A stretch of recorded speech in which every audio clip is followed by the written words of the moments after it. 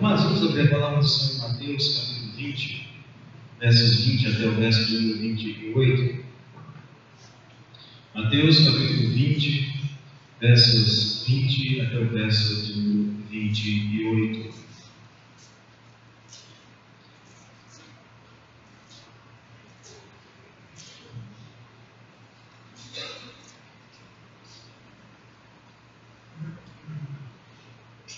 A palavra de Deus nos fala o seguinte: então se chegou a ele, a Jesus, a mulher de Zebedeu com seus filhos, e adorando-o, pediu-lhe um favor. Perguntou-lhe ele: que queres? Ela respondeu: manda que no teu reino estes meus 2 filhos se assentem, um à tua direita e o outro à tua esquerda. Mas Jesus respondeu: não sabeis o que pedis. Podeis vós beber o cálice que eu estou para beber? Responderam-lhe: podemos. Então lhes disse: bebereis do meu cálice, mas o assentar-se à minha direita e à minha esquerda não me compete conceder, é porém para aqueles a quem está preparado por meu Pai. Ora, ouvindo isto, os 10 indignaram-se contra os 2 irmãos. Então Jesus, chamando-os, disse: sabeis que os governadores dos povos os dominam e que os maiorais exercem autoridade sobre eles. Não é assim entre vós, pelo contrário, quem quiser tornar-se grande entre vós, será este o que vos sirva. E quem quiser ser o primeiro entre vós, será vosso servo, tal como o Filho do Homem, que não veio para ser servido, mas para servir e dar a sua vida em resgate por muitos. Querido, nós lemos a tua palavra, Senhor, e nós queremos pedir a Deus que através dela o Senhor fale ao coração do seu povo, que o Senhor instrua os seus filhos, que o Senhor guie o seu pecador. Queremos que nesta noite, Senhor, através da instrumentalidade deste que pede ao Senhor, o Senhor fale ao seu povo, em nome de Jesus. Amém. Queridos, nesta noite nós vamos falar sobre desejos indesejáveis no meio do povo de Deus. Desejos que são indesejáveis na igreja do Senhor Jesus. Porque de fato existem desejos que não deveriam existir na igreja de Cristo. Porque eles não contribuem para a edificação pessoal, eles não contribuem para o bem da igreja, eles acabam causando indignação e ciúme. Eu acredito que todo pai quer o melhor para seus filhos, ou pelo menos o que julga ser melhor. Existem por aí numerosos exemplos de pais que projetam toda a carreira de seus filhos, que investem nos seus filhos todos os recursos, todos os seus sonhos. Existe um caso mundialmente conhecido de um homem que ele desejava que as suas filhas fossem as melhores do mundo na sua área. E esse homem então começou a trabalhar com suas filhas desde pequenininha. E Richard Williams colocou na sua cabeça que faria de tudo para que as suas filhas tivessem um futuro promissor. O resto é história. Venus e Serena Williams alcançaram o topo do mundo como tenistas profissionais, mas começou com elas pequenininhas. Existem também numerosos casos de pessoas que tiveram as suas vidas arruinadas, porque seus pais os forçaram a numerosas atividades e rotinas, vidas destruídas, vidas com estresse, com depressão, com frustração, com dependência química e até a morte. Triste resultado de pais que quiseram decidir tudo na vida de seus filhos. Guardadas as devidas proporções, nós também não somos muito diferentes. Nós queremos que os nossos filhos sejam bem-sucedidos. Queremos e com isso nós investimos, alguns investem mais, outros investem um pouco menos, mas todos nós queremos que os nossos filhos sejam bem-sucedidos. Queremos que eles no futuro tenham estabilidade financeira, familiar, profissional, que sejam bem-sucedidos. Isso é normal. E se eu perguntasse aqui, nesta noite, quantos pais gostariam que os seus filhos dedicassem a sua vida à medicina? Qual seria a resposta? Quantos responderiam? Se eu perguntasse quantos pais gostariam que seus filhos dedicassem a sua vida à engenharia, ao direito? Quantos diriam, eu gostaria?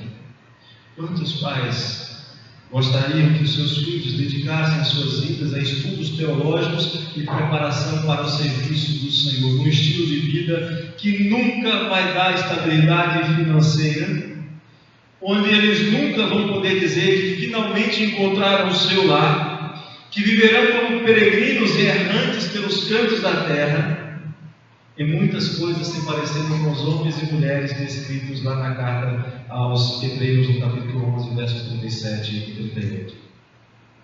Mateus registra nesse texto que nós lemos um interessante encontro com o Senhor Jesus. É o encontro de uma mãe que quer o melhor do mundo para seus filhos. É um encontro em que os filhos desta mãe querem também que ela os veja como bem-sucedidos. E é interessante que é um encontro no qual existe praticamente todos os elementos de culto. Neste encontro tem adoração, neste encontro tem oração, neste encontro tem resposta do Senhor. E mesmo assim, tem algo errado aí. E mesmo assim tem algo errado nessa história que nós precisamos analisar com cuidado para aprendermos um pouco sobre o que nós queremos e o que o Senhor quer para a nossa vida. Eu gostaria de chamar vocês para refletir sobre este texto, só que nós vamos refletir nesta noite retroativamente. Nós vamos começar do fim para o começo.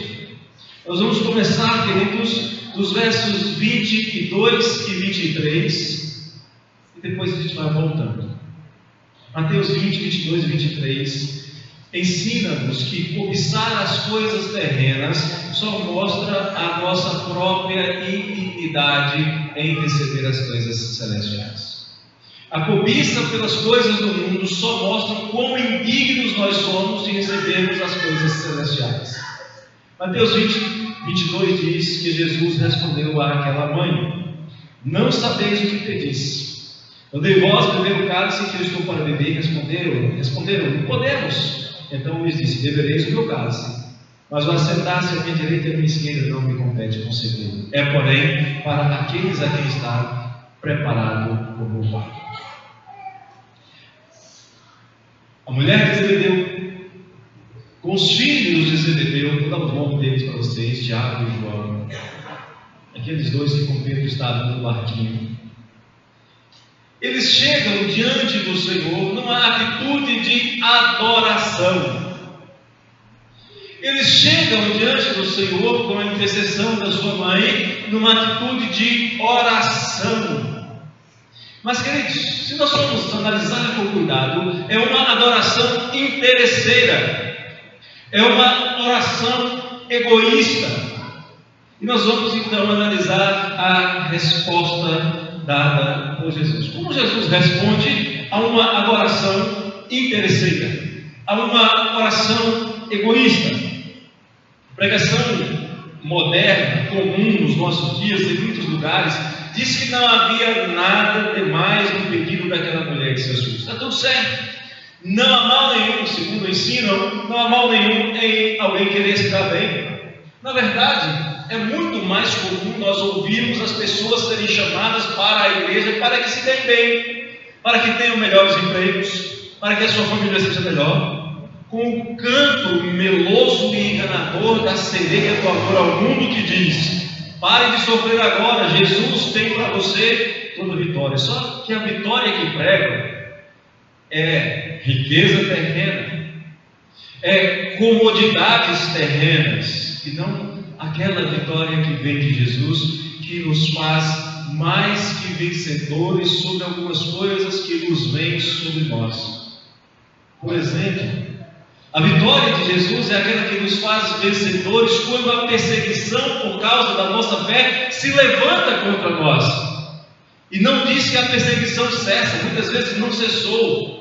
Muitas vezes milhares de irmãos nossos foram mortos e ainda assim foram mais do que vencedores. E Paulo diz: quem nos separará do amor de Cristo? Será tribulação, ou angústia, ou perseguição, ou fome, ou nudez, ou perigo, ou espada, e essas coisas vinham mesmo.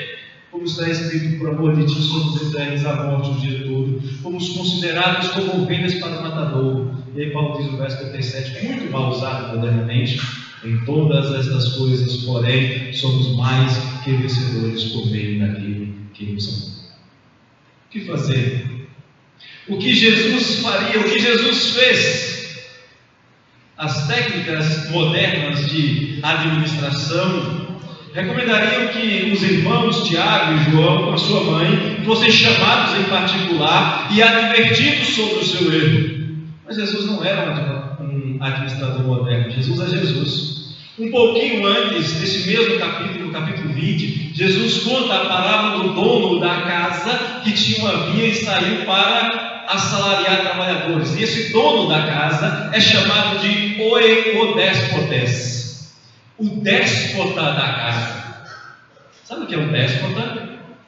É aquele que tem vontade absoluta e soberana. E Tiago e João entenderam isso. A mãe de Tiago e João entenderam, tanto que chegam para Jesus: Jesus, manda que os meus filhos se assentem à sua direita e à sua esquerda. Jesus era o Senhor da casa. Jesus era o Senhor do reino, e aqueles discípulos eram os seus servos. E Jesus faz diferente do que o mundo ensina. Jesus não era daqueles que elogiavam publicamente e repreendiam particularmente. Jesus elogiava publicamente. Jesus repreendia publicamente. E Tiago e João foram repreendidos, foram advertidos publicamente. Tiago e João tinham entendido que estavam diante de um momento crucial no ministério de Jesus. O reino de Jesus seria instaurado de uma maneira nova, diferente, jamais vista. E essa instauração, segundo Jesus, era iminente. As palavras de Jesus, um pouquinho antes dos textos que nós lemos, falam sobre isso. Então Tiago e João, antes que fosse tarde demais, e a sua mãe, antes que passasse o tempo, elas diziam: olha, vamos lá, vamos conversar com Jesus. É o tempo de conversar com Ele. Vocês, Tiago e João, são os discípulos mais antigos de Jesus. Então vamos lá fazer valer a sua antiguidade. Vamos pedir ao Senhor que dê a vocês, que reserve para vocês um lugar de glória no reino. Acontece que as palavras de Jesus um pouco antes era para consolar os discípulos por causa da tribulação e da perseguição que haveria de vir. Só que Tiago e João deixaram que o seu coração fosse tomado por uma ambição pecaminosa, um desejo de pompa e grandeza. Eles não compreenderam essas coisas.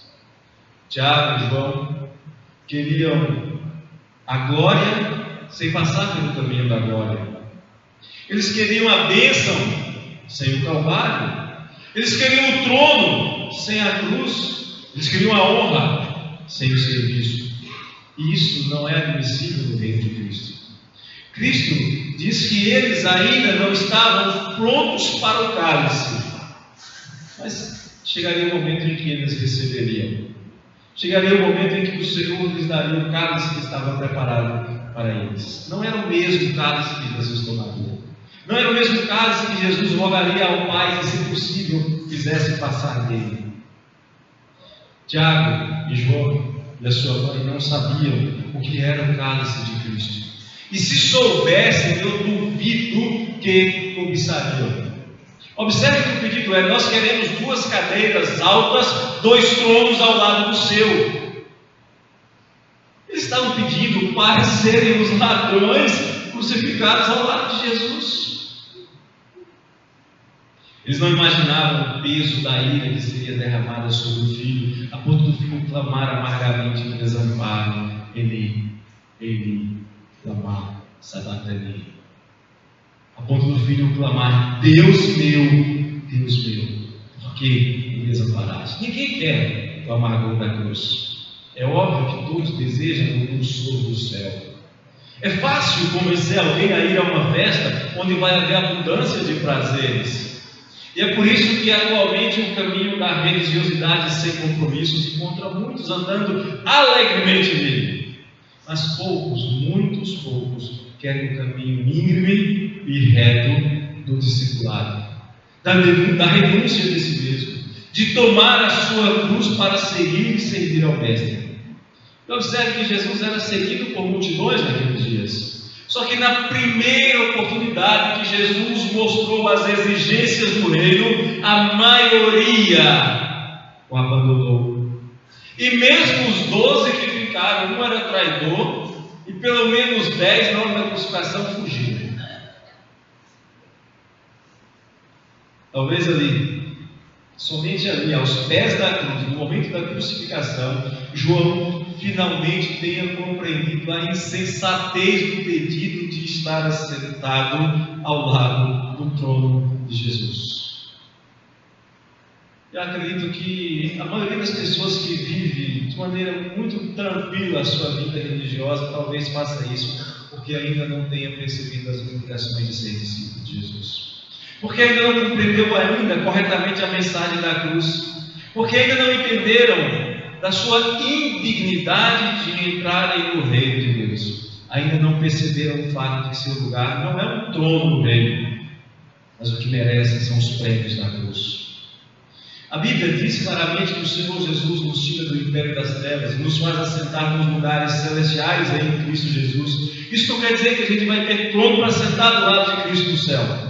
Tem muito mais a ver com a quantidade de bênçãos a serem recebidas, a vida perfeita e sem fim e gloriosa que foram colocadas no dia diante de Adão e que Adão perdeu por causa da sua transgressão. Mas deixa eu dizer uma coisa para você. Tiago, João e aquela mulher tinham desejos no coração, e não há nenhum problema em você ter desejos no coração. O problema está se o seu coração e os desejos do seu coração não estão entregues ao Senhor. O problema está em você ainda não se agradar do Senhor para que Ele satisfaça os desejos do seu coração. O problema está em você ainda não ter entregue o seu caminho ao Senhor e não confiar nele e não esperar que Ele faça tudo mais. Se você entrega o seu caminho ao Senhor, se você entrega o seu coração ao Senhor, Ele vai cuidar de você.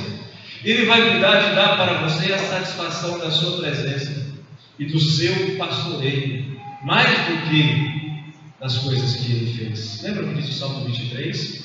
O Senhor é o meu pastor e nada me faltará. O Senhor é o meu pastor e eu não arderei de paixões por mais nada. A primeira coisa que nós entendemos, que nós aprendemos é que cobiçar as coisas terrenas só mostra o quão indignos nós somos para ganhar as coisas celestiais. Mas eu quero ir um passo além. Se você pretende usar de religião para satisfazer desejos egoístas do coração, você vai se frustrar. Dizendo de outra maneira, a religiosidade é um atalho humano que não atende às necessidades essenciais do seu coração. Quando a mulher de Zebedeu, com seus filhos, chega a Jesus, diz o verso 20, ela chega adorando, ela chega orando, pedindo um favor, e é um favor muito claro e preciso. Manda que no teu reino esses meus 2 filhos se assentem um à tua direita e outro à sua esquerda. Já compreendemos que desejar as coisas do mundo, a mentalidade do mundo, é pecaminoso. Os filhos de Zebedeu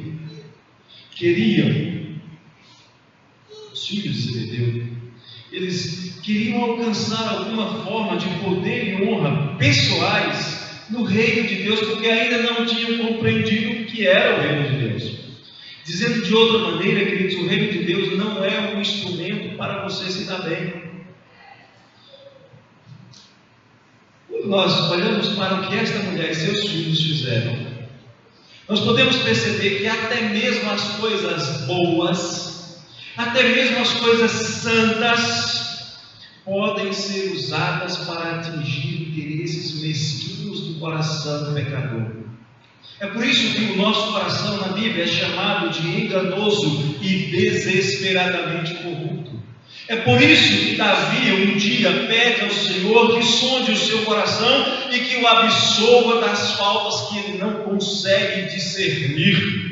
Salmo 19, 12. E olha que ele estava se referindo a faltas que ele não consegue discernir. Ele estava se referindo ao ódio que ele tinha por aqueles que não amavam ao Senhor, que eram contra o Senhor. Talvez nem você mesmo consiga perceber a diferença entre o que você quer, ou seja, os seus propósitos, e como você justifica o seu querer, que muitas vezes pode ser pecaminoso. As suas justificativas ou os seus pensamentos. O pedido feito por aquela mulher e seus filhos não me espanta. Não me surpreende quando nós descobrimos em discípulos de Jesus o desejo de ser poderoso e bem-sucedido e maior que os outros. Todo mundo quer progredir de alguma maneira. Todo mundo se esforça por obter progresso e crescer de todas as maneiras possíveis. Alguns se dedicam, por exemplo, a estudar e fazem isso com afinco. Outros trabalham mais arduamente, buscando oportunidades para ganhar mais e melhor. Existe o caminho da fama, existem aqueles que apelam para a bajulação, existem caminhos desonestos, mas aqui nós vamos encontrar um caminho diferente. A mãe de Tiago e João apelam para ações religiosas. Não foram os primeiros a fazer isso. Não foram os primeiros a chegarem diante de Jesus com bajulação. O homem de posição descrito em Lucas 18, por exemplo, chega para Jesus e chama Jesus de bom mestre, mas não reconhecia a Jesus como mestre. Houve um outro que chega para Jesus e o coloca como juiz entre ele e seus irmãos, mas não estava disposto a obedecer ao Senhor Jesus. E aqui nós temos um trio que se apresenta diante de Jesus e o adora. E eu acredito que esta mulher e os seus filhos podiam estar no seu coração cheios da certeza de que estavam fazendo o melhor que podiam fazer. Quer saber de uma coisa? Eu até acho que eles estavam fazendo o melhor, o que não quer dizer que eles estavam fazendo nem o certo, nem o que era bastante. A palavra usada por Mateus aqui significa, na sua origem, prostrar-se ou beijar a mão de alguém em sinal de reverência, com o propósito de homenagear ou pedir algo. E eles fazem as duas coisas. É diferente, por exemplo, da palavra usada por Marcos, quando vai se referir à atitude de Jairo, que chega e se prostra aos pés de Jesus. Ali não há adoração no sentido largo da palavra. Jairo pediu o que queria com muita humildade, mas sem revestir o seu pedido de aparência e de adoração. Mas Tiago e João, na sua adoração e na sua oração, colocam para fora aquilo que eles tinham no coração, enquanto ainda não haviam compreendido o reino de Deus. Eles não queriam, observe que eles não se propõem a serem os primeiros servos, eles queriam ser os principais mandatários. Jesus corrige esta ideia no texto, ao dizer que no reino de Deus maior é o que mais serve. A grandeza está em servir e não em ser servido. A igreja está em suprir a necessidade do outro e não mandar para que as suas necessidades sejam satisfeitas. Então, queridos, vamos nos lembrar dessas duas verdades. A cobiça pelas coisas terrenas só mostra a nossa indignidade por ganhar as coisas celestiais. Também aprendemos que a religiosidade é só um atalho humano que não atende às necessidades do nosso coração. Mas a principal lição que nós temos aqui é que o reino de Deus não é lugar para você buscar se dar bem. O reino de Deus é lugar de você se doar para o bem. Não é para você se dar bem, é para você se doar para o bem. Eu acredito que todos que têm aqui têm algum desejo no seu coração, têm interesses, têm necessidades. É parte da nossa natureza estar sempre inconformado com alguma coisa, porque nós não temos mais a plenitude de vida para a qual nós somos criados, nós não estamos mais no Éden. E consciente ou inconscientemente nós gostaríamos de estar todos no lugar perfeito.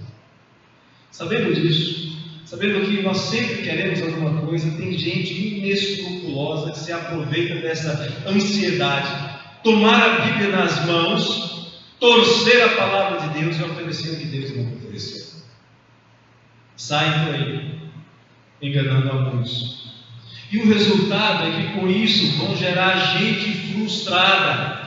Gente que sai por aí dizendo: olha, eu já fui na igreja, mas eu não vou mais porque Deus falhou comigo. Não é Deus falou comigo, é Deus falhou comigo. Ou então outros dizem: olha, eu fui para a igreja, eu fiz o que o pastor mandou, mas Deus não honrou a sua promessa. Óbvio, ele nunca ouviu da boca de Deus, ouviu da boca de outras pessoas. Muitos que se encontram assim estão assim porque foram terrivelmente enganados. Assim como aqueles dois discípulos que estavam equivocados sobre o que era o reino de Deus. Porque o reino de Deus, queridos, não é nem comida, nem bebida, mas é alegria, é justiça, é paz.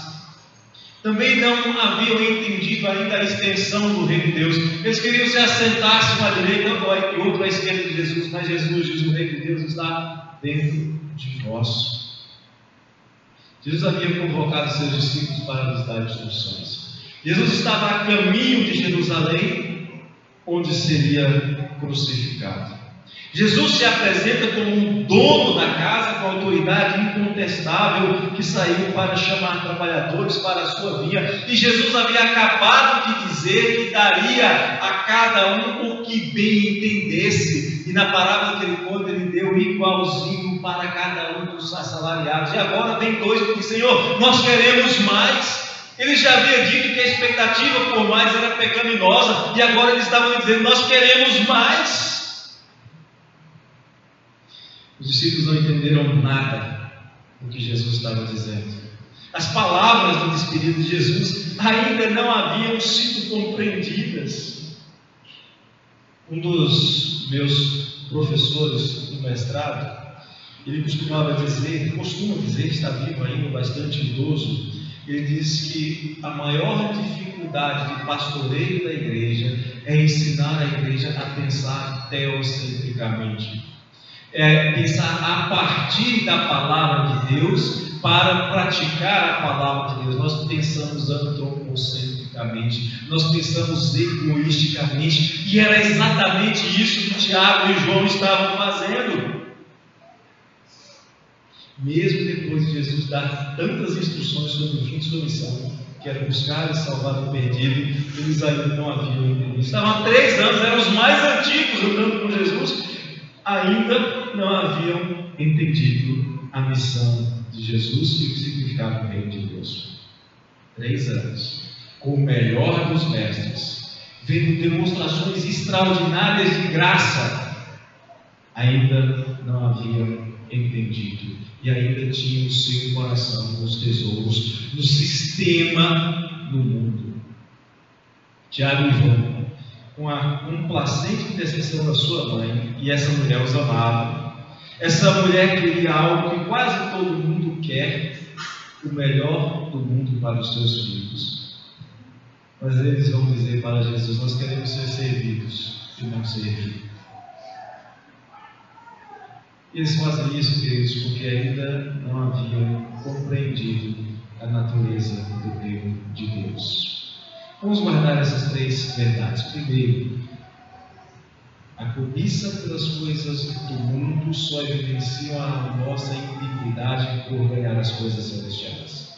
Usar a religião como atalho jamais vai satisfazer as necessidades essenciais do nosso coração. O reino de Deus não é lugar para você se dar bem, para você se doar para o bem. E quando estas coisas acontecem, quando nós nos esquecemos do que é o reino de Deus, quando os discípulos se esqueceram do que era o reino de Deus, vamos ver o resultado disso. O que vai acontecer no reino quando nós nos esquecermos destas verdades?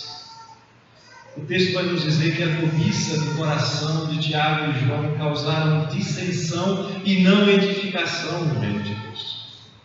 Verso 24: ouvindo os 10, indignaram-se contra os 2 irmãos. Não há nenhum problema em seu coração ter desejos. O problema está em você não entregar os desejos do seu coração ao Senhor. O problema está em você não estar satisfeito em ter o Senhor como seu pastor e querer mais, querer as demais coisas. Sabe o que vai acontecer se você não confiar o seu coração ao Senhor? E se o seu irmão e a sua irmã também não confiarem os seus corações ao Senhor? Sabe o que vai acontecer se os desejos do coração não forem sujeitos à vontade soberana do Senhor? Vai haver conflitos, porque os desejos do coração do homem são muito semelhantes e muitos vão desejar a mesma coisa e vão disputar essas mesmas coisas. Já vimos que antes do pedido de Tiago e João, o Senhor já tinha dado orientações claras quanto a isso. O Senhor já havia dito que a cobiça é um terrível mal, a ponto de ser proibida entre os principais mandamentos. E se você for olhar os 10 mandamentos, você vai perceber que só tem um mandamento que é enfatizado repetidamente. 7 vezes, em Êxodo 20, 17, diz assim: não cobiçarás a casa do teu próximo, não cobiçarás a mulher do teu próximo. E aí tem uma palavrinha que vai se repetir: nem. Esse nem aí é só para não ficar repetindo não cobiçarás. Então o texto continua: não cobiçarás nem o seu servo, não cobiçarás nem a sua serva, não cobiçarás nem o seu boi, não cobiçarás nem o seu jumento, não cobiçarás nem coisa alguma que pertence ao teu próximo. A cobiça é o único pecado que é repetidamente proibido entre os mandamentos. Mais tarde, outro Tiago, não este, o irmão de Jesus, ele diz os que aprendeu com o ensino de Jesus e queria que a igreja também praticasse o ensino de Jesus. E ele diz assim: olha, queridos, a cobiça é que leva você a cair em tentação. Tiago 14, ao contrário, cada um é tentado pela sua própria cobiça, quando essa o atrai e seduz. O pedido de Tiago e João, que foi repreendido publicamente, gerou insatisfação por um motivo muito simples. Pedro esperava ser um dos maiorais do reino. Judas Iscariotes esperava ser o tesoureiro, um dos maiorais do reino. Eles não queriam ser ultrapassados por seus colegas. Eles acharam que Tiago e João estavam tentando dar um drible neles. Isso gerou ciúme, gerou indignação. Eles também precisavam aprender, eles também precisavam ser corrigidos, eles também precisavam ser discipulados. E é por isso que o Senhor corrige os 2 na frente dos 10, porque ele estava corrigindo os 12. Depois disso a gente não vai ver mais nenhum sinal de dissensão, nem de disputa entre os discípulos. Tiago e João, por exemplo, esses 2 que chegam aqui pedindo que os 10 fiquem indignados contra eles, mais tarde eles vão ser chamados como reputadas colunas da igreja, tempos depois, porque aprenderam a lição. Lembre-se, a natureza do reino de Deus é diferente. Não é para você se dar bem. A religião não é para você usá-la para se dar bem. Você pode sim almejar e desejar coisas, mas primeiro de tudo você tem que encontrar-se satisfeito no pastoreio do Senhor Deus. Queridos, como seria maravilhoso que nós encontrássemos uma igreja em que todos, sem exceção, desejassem servir ao Senhor naquilo para o que foram chamados e capacitados. Como seria maravilhoso se todos almejassem experimentar sempre entranhados afetos e misericórdias. Como seria maravilhoso se todos desejassem que todos tivessem o suficiente para as suas necessidades e não houvesse falta de nada para ninguém. Como seria maravilhoso ver o empenho dos irmãos, não por lugares de honra, não pelos primeiros lugares, quando isso é honroso, mas vemos dando o primeiro passo para o serviço abnegado. Sabe naqueles desenhos animados em que o capitão pede: olha, quero um voluntário? Nos desenhos muitas vezes a gente vê todo mundo ficando para trás, só o bobão para frente. Mas como seria maravilhoso se todos, quando dissesse é hora de servir, todos dissessem: eis-me aqui, eu estou pronto. Como Como seria maravilhoso ver a igreja trabalhando diligentemente, sofrendo pacientemente, buscando fazer o bem e não o mal aos seus irmãos, se dispondo a anunciar o Evangelho e alegrar-se com a salvação de almas. E aí sim, receber das mãos do Supremo Pastor o seu devido galardão. Segundo o Senhor Jesus, no reino, o maior honra está reservado aos que mais servem. Eu poderia nessa noite fazer como muitos fazem, chamar você para converter-se a Cristo, e assim você vai ter os seus problemas resolvidos, e você não vai experimentar mais nenhum tipo de sofrimento. Pare de sofrer agora, Jesus tem para você toda a vitória. Eu quero chamar você para colocar a sua vida diante de Cristo, e dizer: Senhor, eu estou aqui para tomar a sua cruz, e para seguir a Jesus, para enfrentar, se necessário for, fogo, perigo, nudez, espada, ou nada disso. Mas uma coisa é certa: se você colocar a sua vida nas mãos do Senhor e confiar nele, e colocar os desejos do seu coração diante do Senhor, se você entender que a fé não é simplesmente um instrumento para obter alguma coisa, pode vir morte, as coisas da vida, anjos, principados, coisas do presente, do futuro, poderes, altura, profundidade, quaisquer outras criaturas que forem colocadas diante de você, você vai poder dizer: nada disso me separa do amor do meu Deus, que está em Cristo Jesus, nosso Senhor. Se você quer honra neste mundo, eu tenho que dizer para você, não é na igreja de Cristo. Se você quer ser maior do que alguém, eu tenho que dizer para você, vai procurar isso em outras paragens. Mas se você quer ser o que mais serve, sem ter aquela falsa humildade de servir, é este lugar. É aqui, é hoje, é agora. E aí sim eu digo: entrega a sua vida ao Senhor. Confia no Senhor. Invoque o nome do Senhor, viva como um salvo pelo Senhor, capacitado para servir a Deus e para servir ao próximo. Guarda isso no seu coração, querido. O reino de Deus não é lugar para você se dar bem, é se doar para o bem. O reino de Deus não é simplesmente um atalho humano para satisfazer necessidades do seu coração. O reino de Deus não é para satisfazer os desejos cobiçosos e egoístas do seu coração. É lugar para servir ao Senhor e ao próximo. É lugar para andar na presença do Senhor o tempo inteiro, dizendo: Senhor, estou aqui para servi-lo, e estou aqui porque o Senhor deu o seu Filho na cruz do Calvário para que eu não morresse. Eu estou aqui porque eu entendi que Cristo morreu na cruz em meu lugar, e aquele era o meu lugar. Enquanto eu cobiçava tronos, o meu lugar eram os pregos, e aquele que é o único digno de se assentar-se em um trono foi pregado em uma cruz em meu lugar. Se você busca se dar bem no reino de Deus, garanto para você que o resultado vai ser desastroso. Se você acha que coisas religiosas são para você se sentir satisfeito, eu tenho que dizer para você: você está terrivelmente enganado. E se você acha que as coisas desse mundo vão satisfazer você, podem até satisfazer você neste mundo, mas que adianta você ganhar o mundo inteiro e vir a causar dano à sua própria vida? Eu quero convidar você nesse momento para baixar a sua cabeça e colocar-se diante do Senhor e pedir para Ele não deixar que o seu coração se torne um coração cobiçoso de coisas terrenas. Pedir para Ele não deixar que você inadvertidamente venha a usar-se das coisas santas para atender desejos pecaminosos.